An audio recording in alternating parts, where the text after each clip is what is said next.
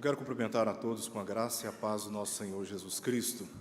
Dizer que todos são muito bem-vindos neste culto de ações de graças, que é exclusivamente dedicado ao louvor e à glória do nosso Deus e Pai. Eu quero pedir aos irmãos que abram comigo o livro dos Salmos. Livro dos Salmos, leremos o Salmo de número 30.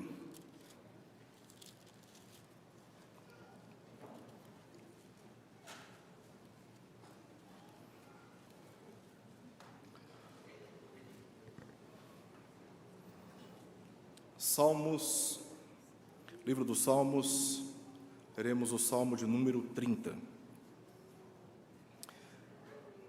A palavra de Deus diz assim: Eu te exaltarei, ó Senhor, porque tu me livraste, e não permitiste que os meus inimigos se regozijassem contra mim. Senhor, meu Deus, clamei a ti por socorro, e tu me saraste. Senhor, da cova fizeste subir a minha alma, preservaste minha vida para que não descesse à sepultura. Salmodiai ao Senhor, vós que sois seus santos, e dai graças ao seu santo nome, porque não passa de um momento a sua ira, o seu favor dura a vida inteira. Ao anoitecer, pode vir o choro, mas a alegria vem pela manhã. Quanto a mim, dizia eu na minha prosperidade, jamais serei abalado. Tu, Senhor, por teu favor, fizeste permanecer forte a minha montanha. Apenas voltaste o rosto, fiquei logo conturbado. Por ti, Senhor, clamei, ao Senhor implorei. Que proveito obterás no meu sangue quando baixo a cova? Louvar-te-á porventura o pó? Declarará ele a tua verdade? Ouve, Senhor, e tem compaixão de mim. Sê tu, Senhor, o meu auxílio. Converteste o meu pranto em folguedos, tiraste o meu pano de saco e me cingiste de alegria, para que o meu espírito te cante louvores e não se cale. Senhor, Deus meu, graças te darei para sempre. Vamos orar mais uma vez. Senhor, nós te bendizemos, Pai, te bendizemos por quem tu és e também pelas maravilhosas obras das tuas mãos. A despeito de quem somos e dos resultados indesejados, das escolhas ruins que fizemos no decorrer deste ano, o Senhor se mostrou fiel para com as tuas promessas e misericordioso para com todos nós. E aqui nos reunimos para te render graças, para cantar louvores ao teu nome e também, ó Deus, para suplicar pela tua bênção. Suplicar para que o Senhor nos fortaleça e nos ajude a caminhar em conformidade com a tua vontade, com o coração grato, reconhecendo aquilo que o Senhor fez, aquilo que o Senhor está fazendo e aquilo que o Senhor ainda há de fazer a favor de todos nós, segundo as tuas ricas misericórdias. Fale conosco, Senhor, nós te pedimos por isto em nome de Jesus. Amém. Meus queridos irmãos, neste ano nós enfrentamos lutas, nós enfrentamos enfermidades, nós enfrentamos fracassos de projetos pessoais, conflitos familiares dos mais diversos, dívidas que ainda não foram liquidadas, é o caso de alguns, talvez não de todos, e certamente a maior crise política na história recente da nossa nação, não que esta crise já tenha passado. Então, diante de tudo isso, olhando para os eventos que marcaram a nossa história no decorrer deste ano, talvez alguns de nós estejam questionando o sentido de participarmos de um culto de ações de graças. Estaríamos, neste momento, desprezando a realidade da dor e do sofrimento? Eu acredito que não, e pelo menos por duas razões. Primeiramente, se as coisas foram e estão sendo ruins para todos nós, é necessário reconhecermos que poderiam estar piores do que nós imaginamos, se Deus não estivesse agindo, nos guardando, nos protegendo e nos trazendo lições preciosas. Em segundo lugar, não tivemos somente experiências ruins, e eu acredito que todos nós, numa avaliação honesta da nossa história, nós não tivemos apenas experiências ruins no decorrer deste ano. Este momento é um momento que em todo o mundo as pessoas param para refletir as experiências que passaram e elas tentam projetar o seu futuro. Então, fazendo essa avaliação, essa retrospectiva, vamos reconhecer que nós experimentamos por livramentos pessoais, experimentamos por momentos de muitas alegrias, tivemos oportunidade e saúde para trabalhar, ganhar o nosso pão de cada dia. Nós tivemos e desfrutamos de relacionamentos confortadores no meio de tantas experiências ruins. Deus providenciou para que fôssemos cercados por pessoas que nos amavam e nos amaram e nos amam, trazendo o seu conforto aos nossos corações. Nós, diante de tudo que nós passamos no decorrer deste ano, temos agora a oportunidade de termos novas expectativas e, sem dúvida alguma, todos nós aprendemos lições muito importantes, amadurecemos em todas essas experiências. E isso nos permite agora olhar para o próximo ano com uma percepção mais seletiva de discussões, brigas, embates, dívidas a serem feitas, porque tudo que nós passamos neste ano, Deus usou de uma maneira ou de outra para nos ensinar a sermos melhores em relação ao próximo ano. E é por isso que nós nos reunimos aqui, reconhecendo os feitos do Senhor, as maravilhas do Senhor, para lhe render graças, porque Deus, Ele permanece fiel e Ele continua sendo misericordioso com todos nós. Meus irmãos, a ingratidão a Deus é uma atitude da rebelião humana. Nós temos algumas passagens nas Escrituras que provam isso. A primeira passagem que eu gostaria de deixar é Romanos capítulo 1, verso 10. O apóstolo Paulo disse: porquanto, tendo conhecimento de Deus, não o glorificaram como Deus, nem lhe deram glória, nem lhe deram graças. Antes, se tornaram nulos em seus próprios raciocínios, obscurecendo-se-lhes o coração insensato. Paulo está avaliando o contexto dos gentios, que ignoraram a Deus, que desprezaram a sua palavra, e tendo seus corações endurecidos, resistiram a oferecer a Deus ações de graças. Paulo diz em 2 Timóteo, capítulo 3, versos 1 ao verso 2, o seguinte: sabe, porém, isto, nos últimos dias sobrevirão tempos difíceis, pois os homens serão egoístas, avarentos, jactanciosos, arrogantes, blasfemadores, desobedientes aos pais, ingratos, irreverentes, e a lista continua. Ou seja, o apóstolo Paulo está entendendo, sob a inspiração do Espírito Santo, de que esses últimos dias, esses dias que antecedem a gloriosa vinda do Senhor Jesus Cristo, serão dias, e são dias marcados pela ingratidão. À medida que o dia de Cristo se aproxima, uma convulsão social e moral começa a ser revelada mais intensamente na sociedade, e uma das marcas dessa rebelião contra o Filho de Deus é a ingratidão.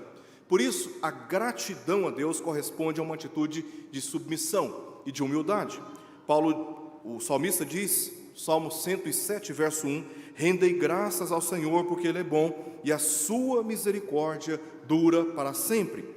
Paulo diz em Colossenses 3,17, e tudo o que fizerdes, seja em palavra, seja em ação, fazei-o em nome do Senhor Jesus, dando por Ele graças a Deus Pai. E ele continua na primeira epístola aos Tessalonicenses, capítulo 5, verso 18, dizendo: em tudo dai graças, porque esta é a vontade de Deus em Cristo Jesus para convosco. Então, nos reunimos neste lugar com o sincero coração de oferecer a Deus ações de graças, apesar das experiências pelas quais passamos este ano, que honestamente, muitas delas não foram boas. Recentemente, eu particularmente tive que me despedir de 2 grandes amigos, momento de luto. Quantos aqui não tiveram que enfrentar lutos? Quantos neste momento não estão visitando algumas memórias desagradáveis? Memórias que surgiram a partir de experiências dolorosas, de pânico, de desespero, de insegurança. Então, meus amados irmãos, apesar de todas essas experiências, prestar a Deus um culto de ações de graças é uma atitude de submissão, de rendição, de humildade, pois reconhecemos que Deus tem sido grande e misericordioso para com todos nós, segundo as razões que eu já apresentei aqui. Se você observar bem, este salmo ele tem um título que diz: Salmo de Davi, Cântico da Dedicação da Casa. Davi, ele foi o mais relevante rei na história de Israel. A nação de Israel teve muitos reis, Talvez os mais conhecidos são os três primeiros: Saul, Davi e Salomão. Depois da morte de Salomão, o reino se dividiu, e aí nós temos uma lista realmente vasta de reis que passaram na história de Israel. Mas Davi, no meio deste conjunto, deste contexto de reis que passaram pela história, foi o rei mais relevante, porque durante o seu governo, os inimigos foram dominados, ele impôs respeito diante da nação, diante de todos os demais povos, e foi um período também marcado pela expansão do domínio israelita, pela prosperidade e pela segurança. A planície de Israel, uma planície que estava em alguns pontos e ainda está em alguns pontos no nível do mar, e mais na parte norte de Israel, abaixo do nível do mar, cercado ali por mar e por deserto, era uma região, e ainda é uma região muito fértil. Tudo que se planta ali brota e produz frutos. Então sempre foi uma terra muito desejada. E o povo de Israel, quando conquistou aquelas terras sob a liderança de Josué, passou a ser alvo de muitos inimigos. O povo de Israel plantava para a sua subsistência, mas no período da colheita os inimigos invadiam, saqueavam Israel. Fora as dominações políticas, fora as dominações econômicas, fora as influências pagãs do povo gentil dentro da terra de Israel. A história de Israel marcada com muitas lutas na área da promiscuidade e de idolatria, por causa de influências pagãs que frequentemente entravam dentro daquelas terras. Então, no governo de Davi, essa história começa a mudar, porque ele conseguiu afugentar, sob a bênção de Deus, todos os inimigos de Israel, dominou muitos povos, e assim as terras de Israel passaram a ser temidas, porque naquelas terras havia um rei chamado Davi, um homem forte, um homem muito forte.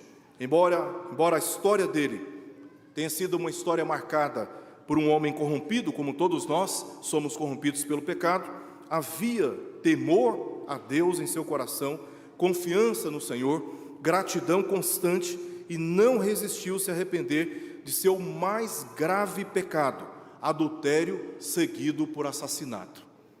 Davi, quando confrontado, ele não resistiu, pelo contrário, ele se arrependeu do seu pecado. E por isso, meus irmãos, este salmo de número 30, ele foi composto exatamente dentro desse contexto da história de Davi. E ele, como é dito aqui, ele foi dedicado, esse cântico foi dedicado à casa. Que casa é esta? Nós não temos um texto, nenhuma afirmação quanto a esta casa. Seria, porventura, o futuro templo que o seu filho haveria de construir? Seria, porventura, a tenda para abrigar a arca? Nós lemos em 2 Samuel, capítulo 6, verso 17, e em 1 Crônicas, capítulo 15, verso 1, que Davi edificou uma tenda para abrigar a arca da aliança. Seria, talvez, a sua casa, conhecida como a cidade de Davi, que foi uma parte na cidade de Jerusalém, construída diante do templo, e ele tinha o hábito de orar, estendendo as suas mãos na direção do templo de Israel. Era uma verdadeira fortaleza. O mais interessante de tudo é que o salmo começa declarando qual foi o propósito deste salmo, deste cântico. Esse cântico ele foi dedicado à casa. E nós olhando o texto, todo o texto, verso 1 ao verso 12, nós não encontramos nenhuma referência a esta casa. Nenhuma referência. É um salmo de ações de graças, do começo ao fim. Ele começa no verso 1, na parte A, eu te exaltarei, ó Senhor.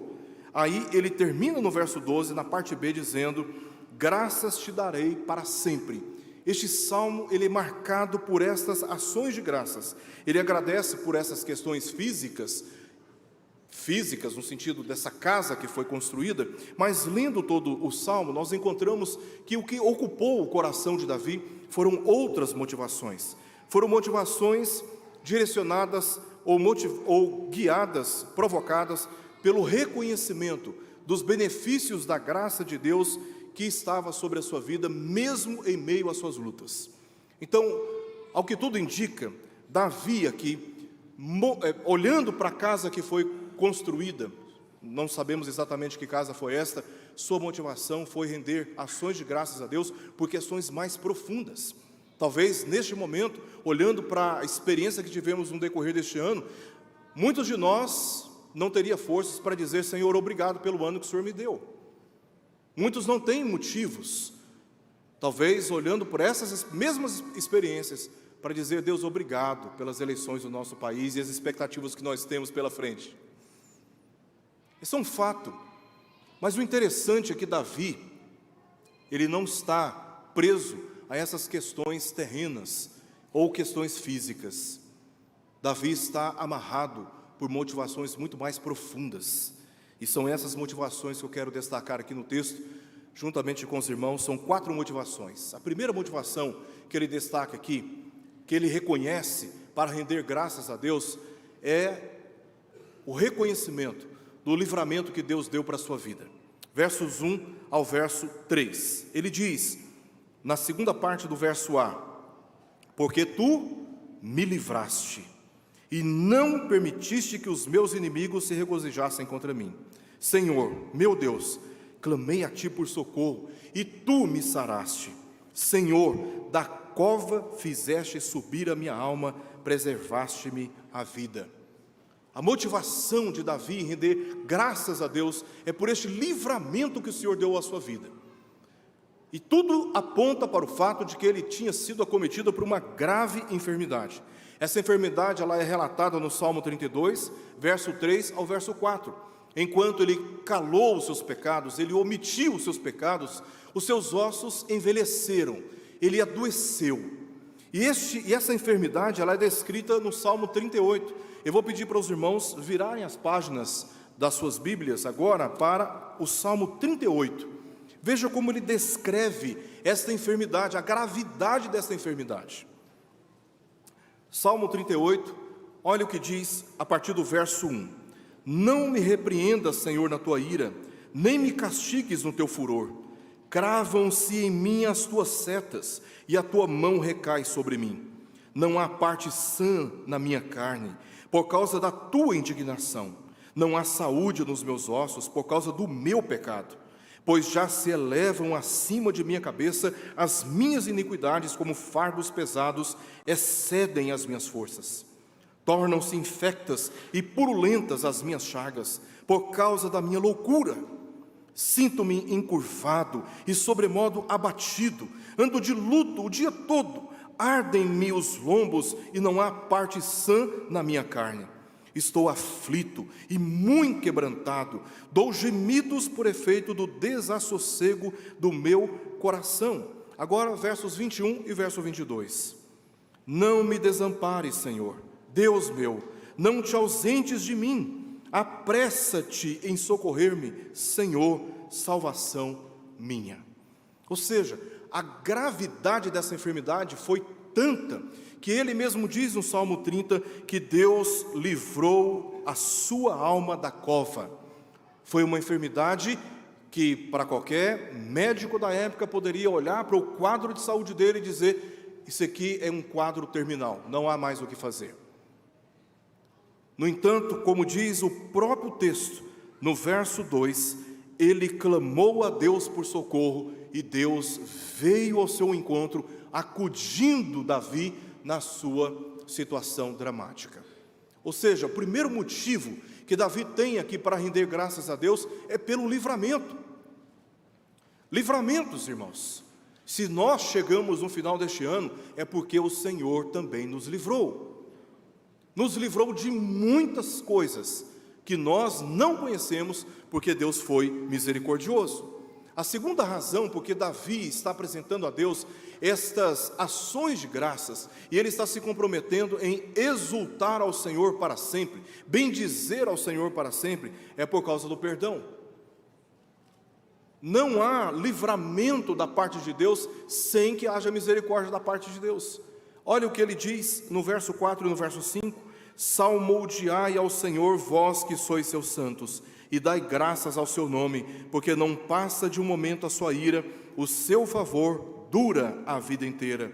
Ao anoitecer pode vir o choro, mas a alegria vem ao amanhecer.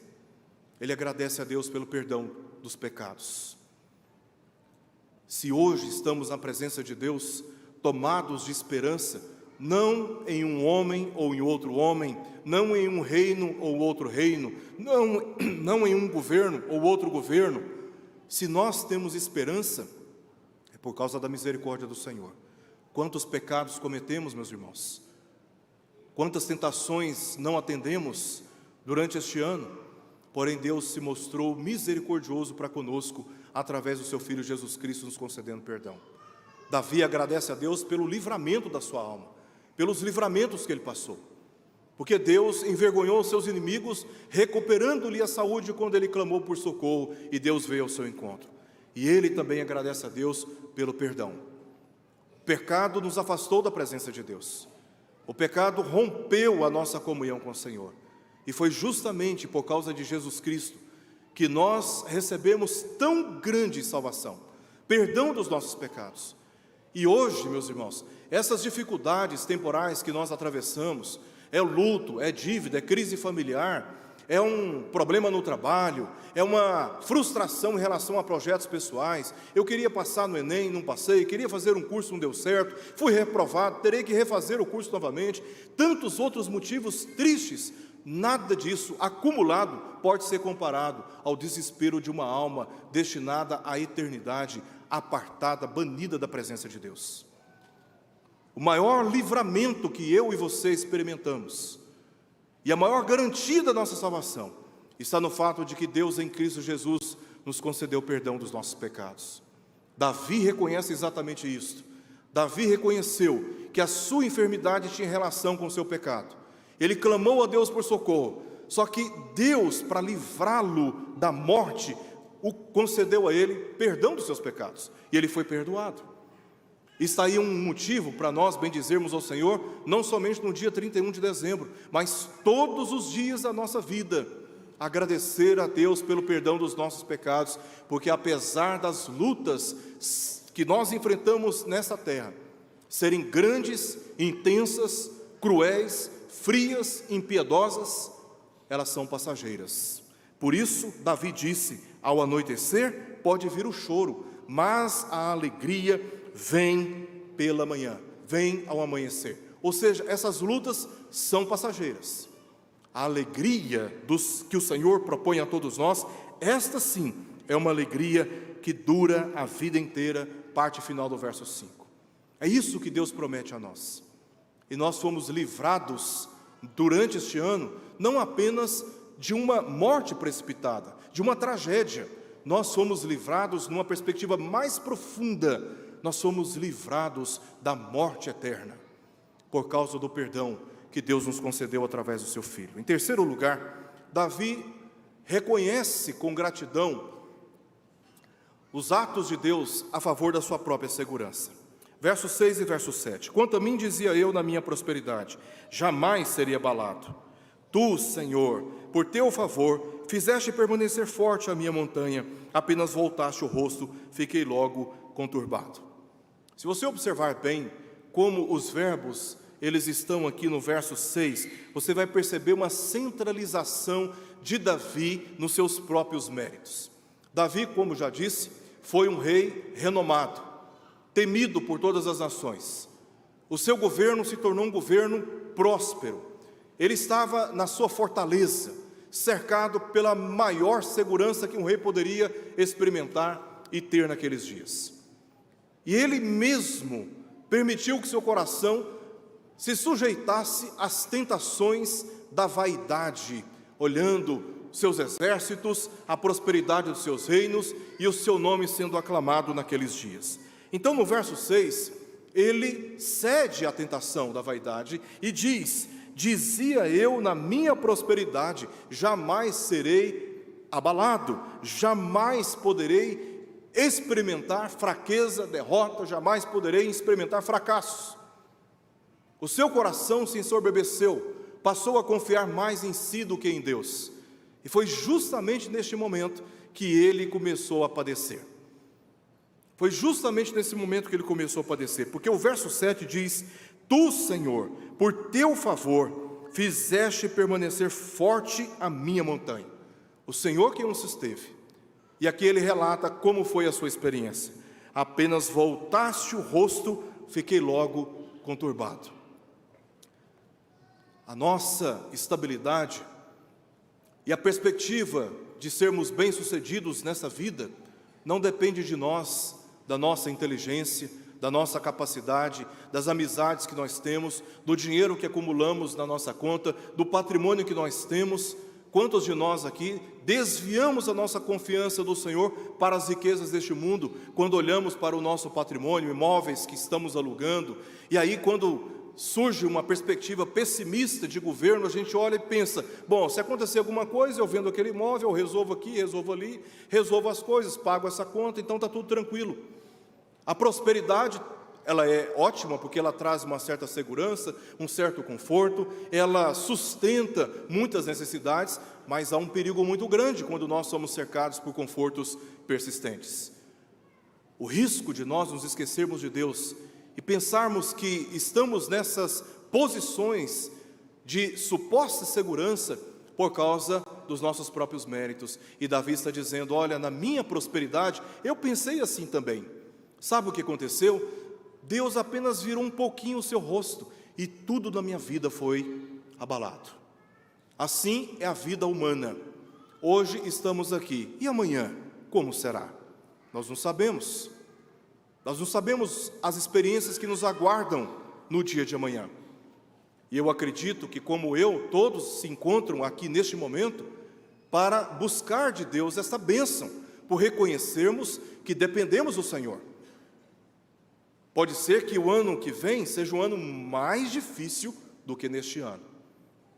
E esse sentimento de humildade, de dependência na presença de Deus, reconhecendo que só o Senhor pode nos sustentar, é o que nos traz aqui hoje, para rogar ao Senhor a sua bênção. Davi mesmo diz no verso 7, início do verso 7, Tu, Senhor, por teu favor, pela tua misericórdia, pela tua graça, não pelo meu mérito, fizeste permanecer forte a minha montanha. A verdadeira segurança do ser humano está no Senhor, não está nele, não está em mim, não está em você. A nossa verdadeira segurança está no Senhor. Está no Senhor. E o último motivo que Davi apresenta aqui, para apresentar a Deus as suas ações de graças, tem a ver com a resposta que Deus dá às suas orações. Verso 8 ao verso 12. Por ti, Senhor, clamei, ao Senhor implorei. E aí ele traz agora as palavras desta oração, no verso 9 e no verso 10. Esse é o conteúdo da oração dele. Que proveito obterás do meu sangue quando baixo a cova? Louvar-te-á porventura o pó? Declarará ele a tua verdade? Ouve, Senhor, e tem compaixão de mim. Sê tu, Senhor, o meu auxílio. E a partir deste verso 11, nós vemos a resposta. Veja que o verbo agora está no passado. Converteste o meu pranto em folguedos, tiraste o meu pano de saco e me cingiste de alegria, para que o meu espírito te cante louvores e não se cale. Senhor, Deus meu, graças te darei para sempre.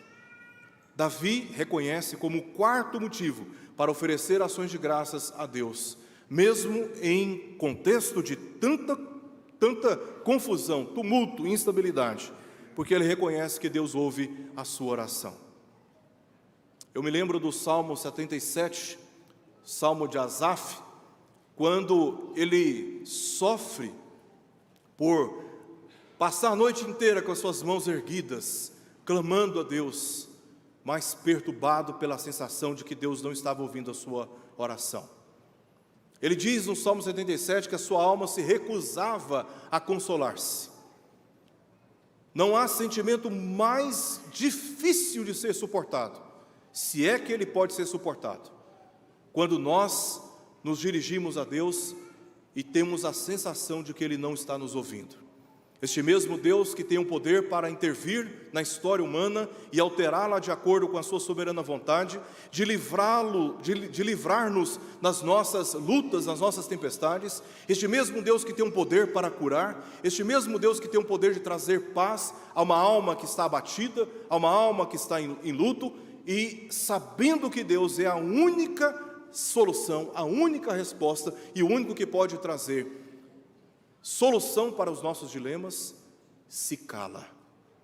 Mas Davi, ele agradece a Deus e rende ações de graças, porque ele orava, ele clamava. Como ele mesmo diz aí no verso 2, Senhor, meu Deus, clamei a ti por socorro. E olha como ele termina o verso 2, e tu me saraste. Deus ouviu o seu clamor, Deus ouviu a sua voz. E justamente neste mesmo contexto da vida de Davi, eu convido os irmãos a lerem comigo o Salmo de número 28. Está bem aí, bem no contexto. Verso 6, olha o que ele diz: bendito seja o Senhor, porque me ouviu as vozes súplices. Ah, meus irmãos, motivo maravilhoso de ações de graças é porque nós podemos levantar a nossa voz em oração, e Ele, por causa da sua misericórdia, Ele ouve a nossa voz, Ele ouve o nosso clamor. Estamos para entrar no próximo ano. Guarde em teu coração essa palavra, observando a experiência de Davi.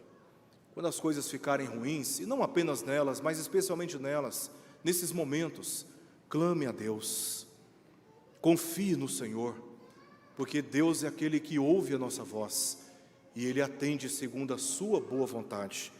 Clame e confie no Senhor.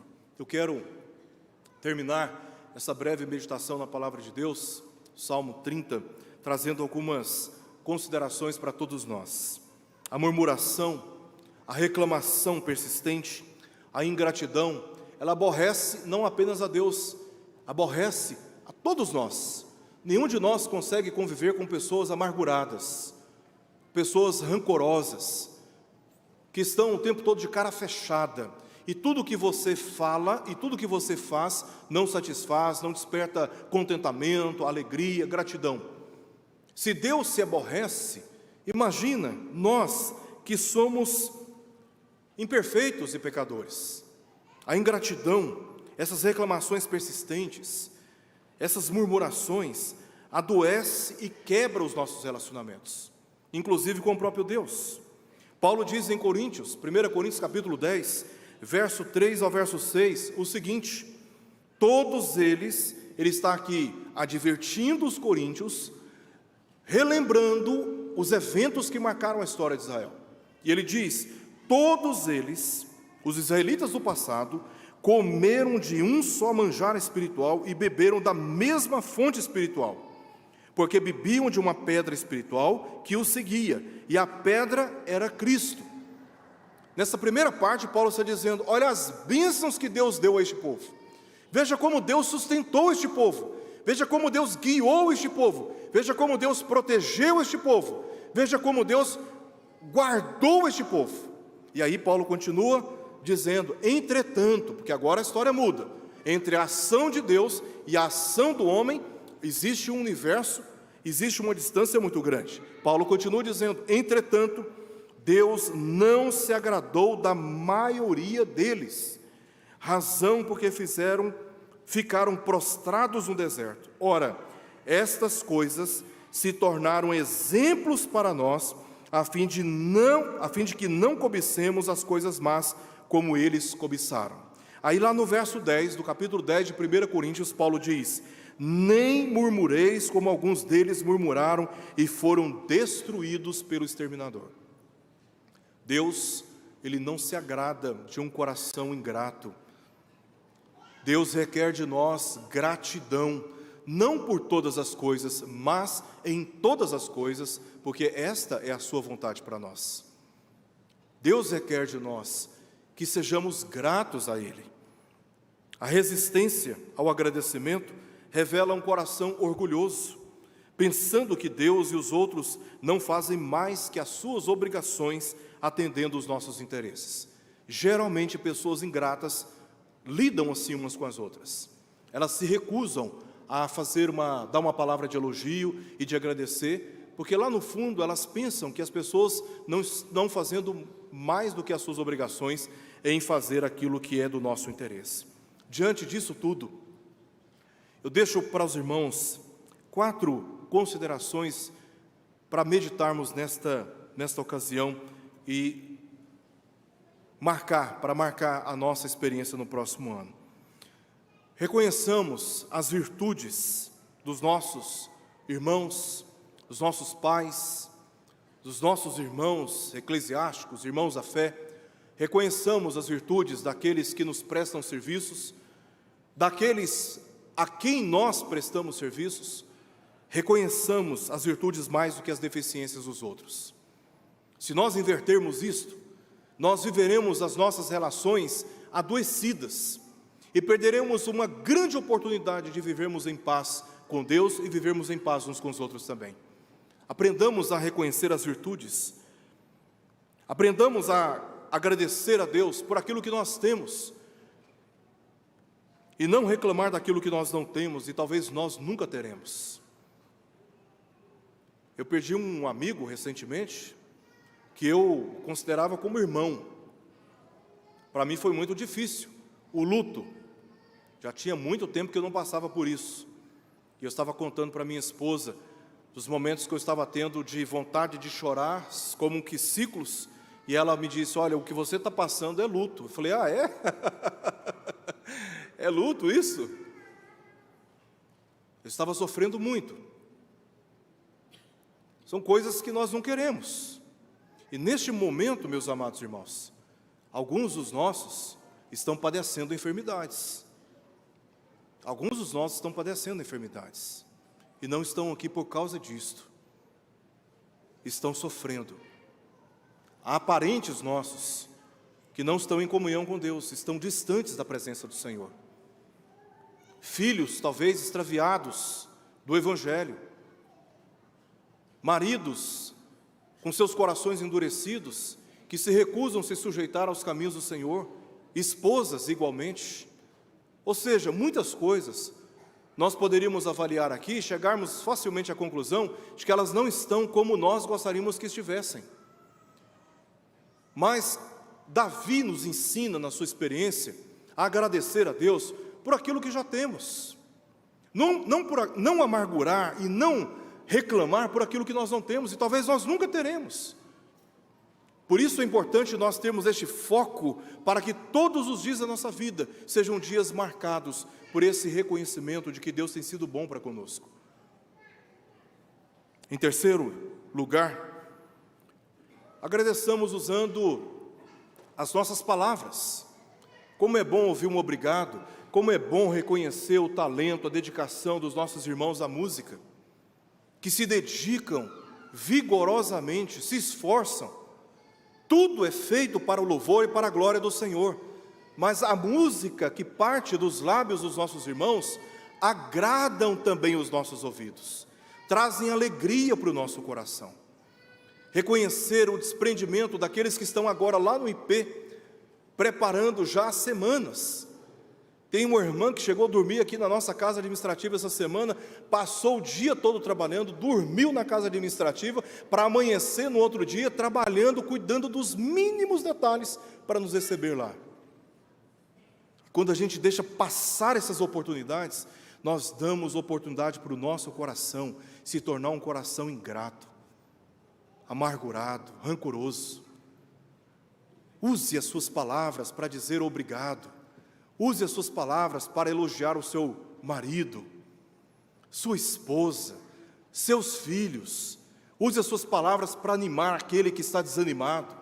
Use as suas palavras para trazer conforto àquele que está enlutado, que está tomado por luto e desespero. Use as suas palavras. Faça uso também do seu serviço, como uma resposta natural àquilo que Deus fez muito mais por mim e por você, como retribuição, não como pagamento. Se nós formos avaliar o que Deus já fez por nós, meus irmãos, certamente nós jamais conseguiríamos retribuir o que Deus já fez por nós, a começar com a nossa salvação. Servir a Deus é uma atitude de gratidão. Não há nada mais tão pesado assim, tão difícil assim, que nós não consigamos atender, que é de servir a Deus. Chegar aqui, por exemplo, o que eu tenho para fazer, como isso traz alegria para o nosso coração como pastores e presbíteros nesta igreja. quando irmãos estão sendo recebidos e já nos procuram dizendo: quero trabalhar, quero servir, onde eu posso trabalhar aqui? Voluntariado. E estão servindo, por tudo aquilo que Deus já fez por nós, dedicar um pouco do nosso tempo, os nossos dons, os nossos talentos, no ambiente de trabalho, fazer tudo com dedicação como ao Senhor e não para homens, é uma atitude de gratidão. Sermos honestos no cumprimento das nossas obrigações é uma atitude de gratidão.